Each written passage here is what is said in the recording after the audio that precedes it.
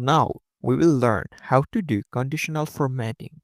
It helps you to change the background color of one or more cells according to the values of the cell.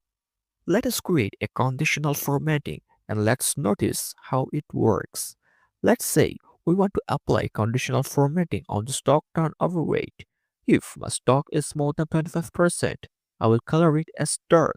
And if it is less than 25% or if it is minimum of 25%, it will be lighter color. First, select the whole column.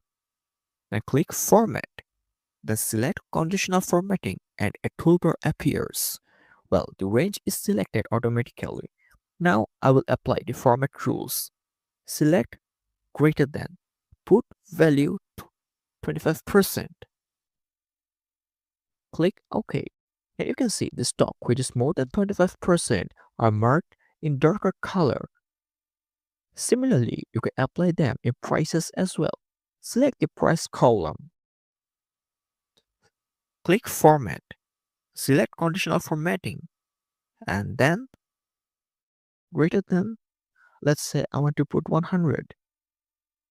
And you can see the prices which are more than $100 are marked in darker color.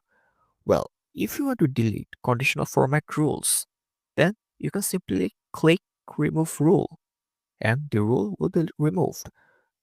Now, if you want to remove rule in stock turnover rate, click, then click Remove Rule and the rule is removed.